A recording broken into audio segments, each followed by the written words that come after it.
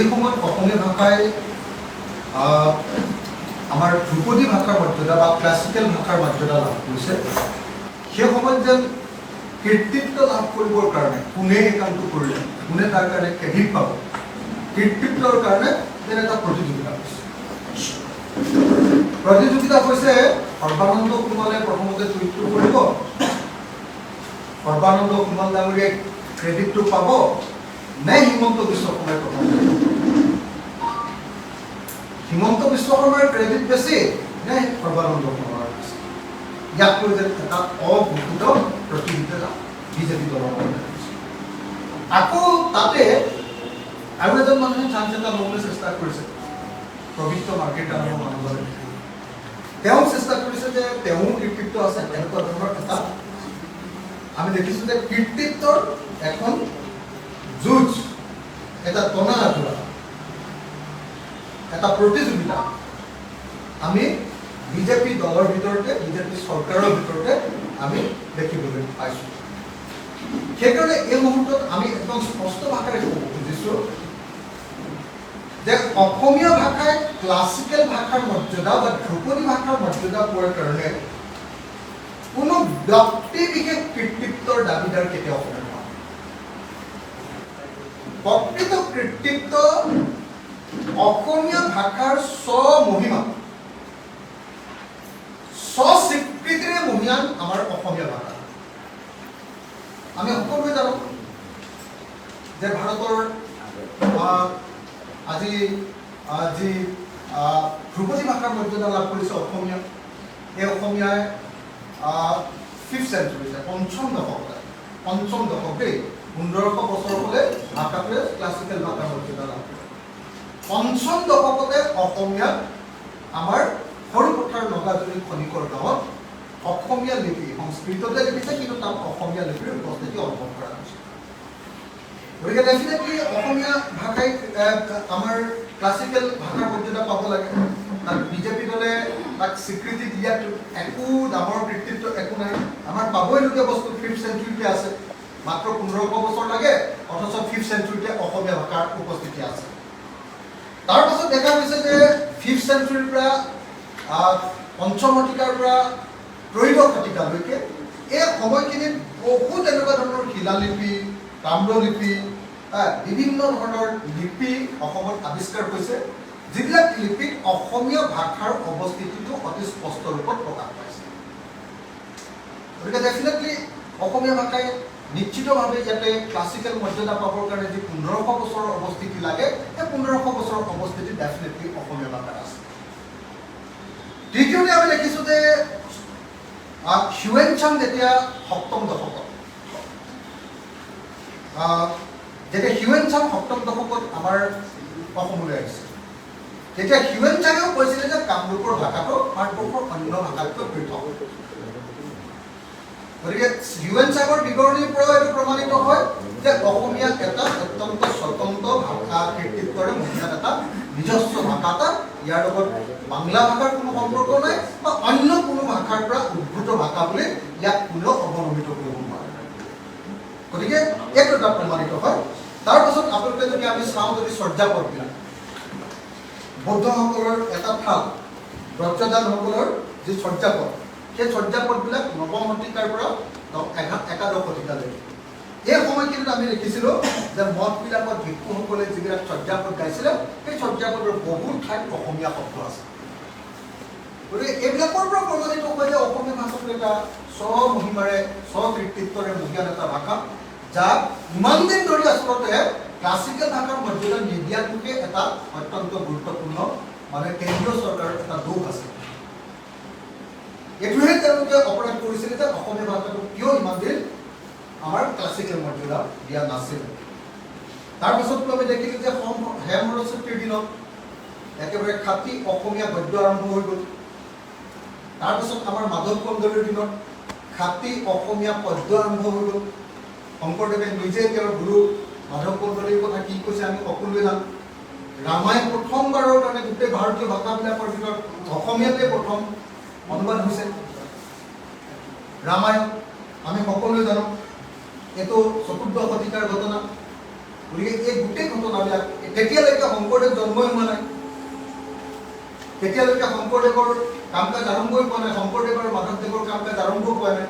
তাৰ পৰৱৰ্তী সময়ত আমি দেখিবলৈ পালোঁ যে শংকৰদেৱ মাধৱদেৱ আৰু ইফালে আমি দেখিবলৈ পালোঁ যে আহোমসকলৰ অৱদান বুৰঞ্জী, আৰু এইফালে আমি দেখিবলৈ পালোঁ কোচসকলৰ অৱদান। তেনেকৈ দেখিবলৈ পালোঁ যে এইফালে চুকাফাৰ পৰা আৰম্ভ কৰি এইফালে নৰনাৰায়ণ চিলাৰায়লৈকে আটাইবিলাকৰ অৱদানেৰে আমি দেখিবলৈ পালোঁ যে এনেকৈ অসমীয়া ভাষাটো মহিয়ান হৈ আহিছে। তাৰপাছত আমি দেখিবলৈ পালোঁ যে প্ৰথম অসমীয়া গদ্য কথাগীতা আৰু ভাগৱত কথা ভট্টদেৱে আৰম্ভ কৰিলে। ভট্টদেৱৰ এই কাহিনী আমি সকলোৱে জানো। গতিকে এই গোটেইবিলাকৰ পৰা তাৰ পৰৱৰ্তী সময়ত লাহে লাহে চৰিত পুথিবিলাক আহিলে, বুৰঞ্জীৰ পাছত চৰিত পুথি আহিলে, তাৰপিছত গণিতৰ পুথি, ডিকশ্যনেৰীবিলাকৰ অসমীয়া চৰ্চা আহিলে, আনন্দৰাম ঢেকিয়াল ফুকন আহিলে, গুণাভিৰাম বৰুৱা আহিলে, হেমচন্দ্ৰ বৰুৱা আহিলে, লক্ষ্মীনাথ বেজবৰুৱা আহিলে, চন্দ্ৰকুমাৰ আগৰৱালা আহিলে, হেমচন্দ্ৰ গোস্বামী আহিলে, পদ্মনাথ গোহাঁই বৰুৱা আহিলে, আমাৰ জ্যোতিপ্ৰসাদ আগৰৱালা আহিলে, আমাৰ বিষ্ণুপ্ৰসাদ ৰাভা আহিলে। এনেকৈ আমি দেখিবলৈ পালোঁ যে অসমীয়া ভাষা সাংঘাতিক ধৰণে, আৰু আটাইতকৈ ডাঙৰ কথা আমাৰ ভূপেন হাজৰিকাই ইণ্টাৰনেশ্যনেল পৰ্যায়লৈ তেওঁ ইণ্টাৰনেশ্যনেল ষ্টেণ্ডাৰ্ডত অসমীয়া ভাষাৰ কৃতি সাহিত্য চৰ্চা কৰে। এনেকুৱা পৰিস্থিতিত আমি ভাবোঁ যে আজিৰ দিনটোত বিজেপি দলে যিবিলাক কথা কৈ আছে যে তেওঁলোকৰ কাৰণে অসমীয়া ভাষাই ক্লাছিকেল ভাষাৰ মৰ্যাদা লাভ কৰিলে, এইটো একেবাৰে পাতল এটা তৰল এটা দাবী। কৃতিত্বৰ এই কণাযোৰাত অসমীয়া ভাষাৰ মৰ্যাদা, অসমীয়া ভাষাৰ কৃতিত্বক আমি লঘু নকৰিবৰ কাৰণে বিজেপি দলক সকীয়াই দিছোঁ। আমাৰ 11টা প্ৰশ্ন মই এটা এটাকে গাই দিম, আৰু এই 11টা প্ৰশ্নৰ উত্তৰ যিসকলে কৃতিত্ব দাবী কৰিছে, হিমন্ত বিশ্ব শৰ্মা আৰু সৰ্বানন্দ সোণোৱাল, তেওঁলোকে এই 11টা প্ৰশ্নৰ উত্তৰ দিবৰ কাৰণে আমি ৰাইজৰ দলৰ তৰফৰ পৰা আহ্বান কৰিছোঁ। আমাৰ প্ৰশ্ন কেইটা? 1 নম্বৰ প্ৰশ্নটো, বিজেপি চৰকাৰ আৰু বিজেপি দলে অসমত চলি থকা যি ভাষা ভিত্তিক জাতীয়তাবাদ, অসমীয়া ভাষাৰ ওপৰত ভিত্তি পোৱা জাতীয়তাবাদ, এই জাতীয়তাবাদক নৎসাৎ কৰিব খোজা নাইনে? অসমীয়া ভাষা ভিত্তিক জাতীয়তাবাদক তেওঁলোকে ধৰ্মভিত্তিক সাম্প্ৰদায়িক জাতীয়তাবাদলৈ অৱনমিত কৰা নাইনে? এই ধৰণে ৰাজনৈতিক মুনাফাৰ কাৰণে, হিন্দু মুছলমানৰ খেল খেলিবৰ কাৰণে বিজেপি দল আৰু চৰকাৰে অসমীয়া ভাষাটো, ভাষাভিত্তিক জাতীয়তাবাদক ধ্বংস কৰি অসমীয়া ভাষাটোৰ প্ৰতি প্ৰত্যাহ্বান অনা নাইনে? গতিকে আমি বিজেপি দল আৰু চৰকাৰক ভাষাভিত্তিক জাতীয়তাবাদৰ পৰিৱৰ্তে ধৰ্মভিত্তিক জাতীয়তাবাদ, ধৰ্মীয় জাতীয়তাবাদৰ কাৰণে যি ধৰণে জাতিটোক লৈ যোৱা হৈছে তাৰ পৰা আঁতৰি আহিবৰ কাৰণে প্ৰথমতে আহ্বান কৰোঁ। যদি তেওঁলোকে সঁচাকৈ অসমীয়া ভাষাক ভাল পায় তেতিয়াহ'লে এই কাম কৰক। নম্বৰ 2, কোন চৰকাৰৰ দিনত কাৰ জৰিয়তে ধৰ্মৰ ভিত্তিত হিন্দু বাংলাদেশী সংস্থাপন দি অসমীয়া ভাষাৰ প্ৰতি চিৰদিনৰ কাৰণে সংকট নহয় নামত খোলা হৈছে? কোন চৰকাৰ? বিজেপি চৰকাৰৰ দিনতে হিন্দু বাংলাদেশী সংস্থাপন দি অসমীয়া ভাষাক চিৰদিনৰ কাৰণে সংকটলৈ নমাই নানাইনে? যদি সঁচাকৈ তেওঁলোকে অসমীয়া ভাষাক ভাল পায় তেতিয়াহ'লে অসমীয়াক সংখ্যালঘু কৰিব খোজা কা আইনখন বাতিল কৰিব। আমি কাক বাতিল কৰিবৰ কাৰণে বিজেপিক আহ্বান কৰিছোঁ। এইটো হ'ল আমাৰ দ্বিতীয় প্ৰশ্ন। তৃতীয়, কাৰ দিনত অসমীয়া মাধ্যমৰ বিদ্যালয়বিলাক এফালৰ পৰা বন্ধ হৈছে? বিজেপি চৰকাৰৰ 8টা বছৰৰ কাৰ্যকালত অসমত 11,000খন অসমীয়া মাধ্যমৰ বিদ্যালয় বন্ধ হৈ যোৱা নাইনে? এখন দুখন নহ'লে 11,000খন অসমীয়া মাধ্যমৰ বিদ্যালয় বন্ধ হৈ গৈছে কাৰ দিনত? বিজেপি চৰকাৰৰ দিনত নহ'লে?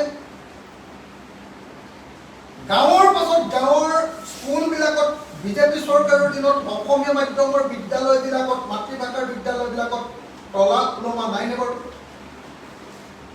অসমীয়া ভাষাক যদি সঁচাকৈ বিজেপি দলে আৰু চৰকাৰে ভাল পায় তেতিয়াহ'লে অসমীয়া মাধ্যম বন্ধ কৰাৰ এই নীতি বন্ধ অসমত হ'বনে? বন্ধ হোৱা 11,000 স্কুল পুনৰ খুলিব। এইটো হ'ল আমাৰ তৃতীয় প্ৰশ্ন।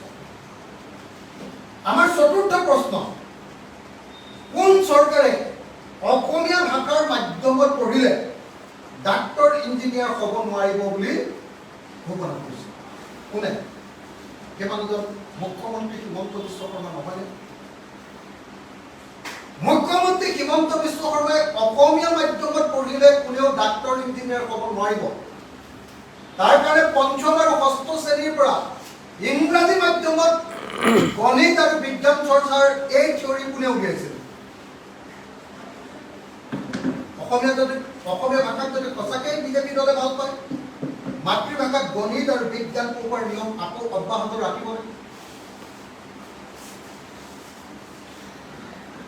ষষ্ঠ শ্ৰেণীৰ পৰা ইংৰাজী ভাষাৰ প্ৰৱৰ্তনৰ যিটো নিয়ম, মাধ্যম প্ৰৱৰ্তন, ভাষাটো প্ৰৱৰ্তন কৰিব পাৰে, মাধ্যম প্ৰৱৰ্তনৰ অসমীয়া মাধ্যমৰ বিদ্যালয়ত পঞ্চম আৰু ষষ্ঠ শ্ৰেণীৰ পৰা ইংৰাজী মাধ্যম, ইংলিছ মিডিয়াম আৰম্ভ কৰাৰ কামটো বন্ধ কৰিব। এইটো 4 নম্বৰ প্ৰশ্ন। 5 নম্বৰ প্ৰশ্ন, কোনখন চৰকাৰে অসম লোকসেৱা আয়োগৰ সংযুক্ত প্ৰতিযোগিতামূলক পৰীক্ষা যি বাধ্যতামূলকভাৱে অসমীয়া ভাষাৰ এখন কাকত আছিলে, সেইখন কোনখন চৰকাৰে প্ৰত্যাহাৰ কৰিলে? APSC যেতিয়া বাধ্যতামূলকভাৱে অসমীয়া ভাষা থাকে, এখন প্ৰশ্ন কাকত থাকে, তেতিয়া বাহিৰৰ মানুহে আহি আমাৰ ইয়াত এডমিনিষ্ট্ৰেটিভ পৰীক্ষাত উত্তীৰ্ণ হ'ব নোৱাৰে। কোনে সেই বাধ্যতামূলকভাৱে অসমীয়া ভাষাৰ প্ৰশ্ন কাকতখন কোনে নাইকিয়া কৰিলে? যাৰ ফলস্বৰূপে আজি APSC, আজি ACS বা আপোনাৰ APS-ত বা অন্যান্য ছাৰ্ভিচবিলাকত এতিয়া বাহিৰৰ মানুহকেও আহি এই প্ৰশাসনিক পদবিলাক দখল কৰিব পৰা হ'ল।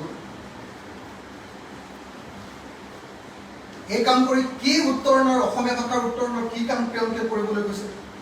যদি বিজেপি চৰকাৰে অসমীয়া ভাষা সঁচাকৈ ভাল পায়, অসম লোকসেৱা আয়োগত অসমীয়া ভাষাৰ প্ৰশ্ন কাকতখন পুনৰ প্ৰৱৰ্তন কৰিবলৈ।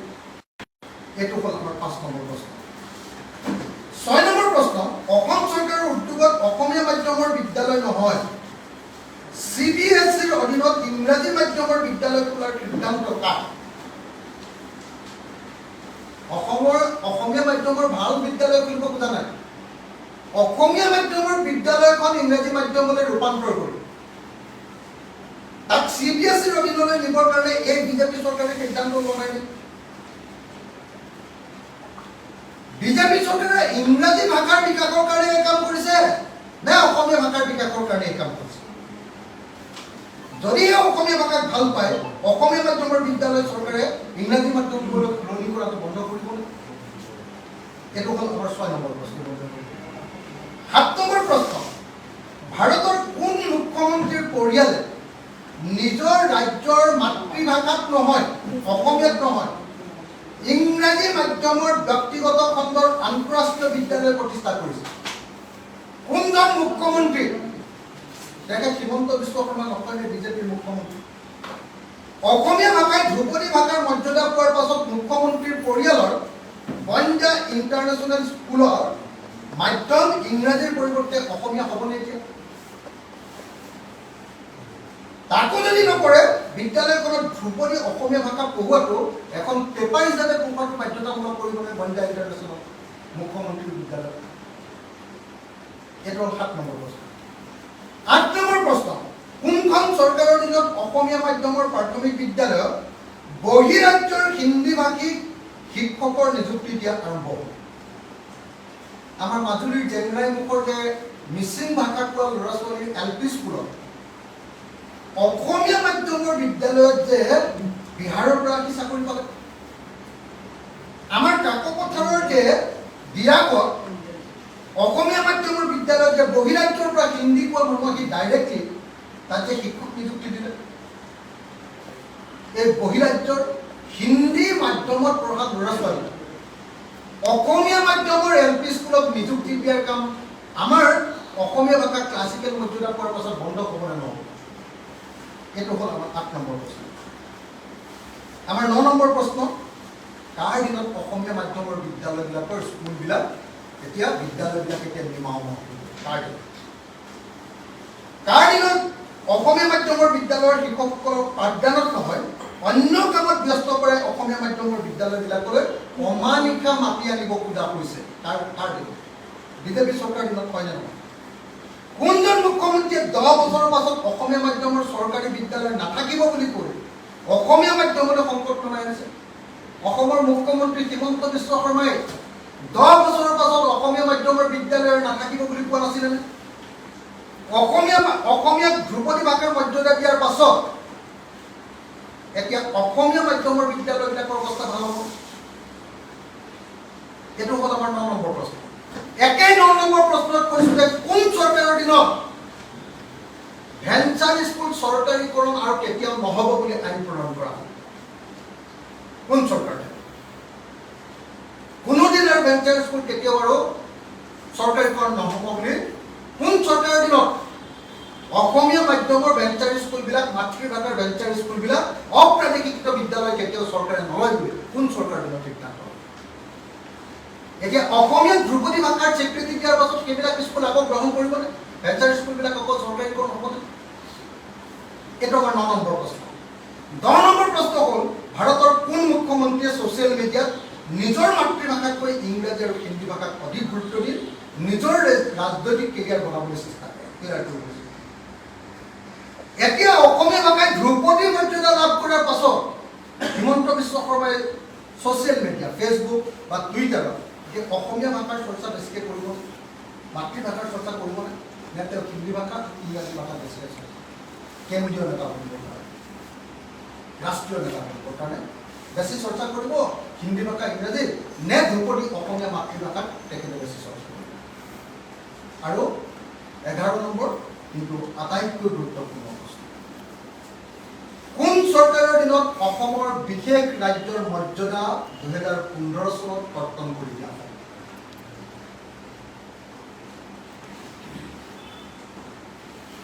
অসমীয়াক আটাইতকৈ অৰ্থনৈতিকভাৱে মাধমাৰ দিয়া আটাইতকৈ ডাঙৰ কামটো ইতিহাসত কোনে কৰিলে বিজেপি চৰকাৰৰ নৰেন্দ্ৰ মোদীয়ে 2015 চনত অসমৰ বিশেষ ৰাজ্যৰ মৰ্যাদা কৰ্তন কৰি এই কাম কৰিলে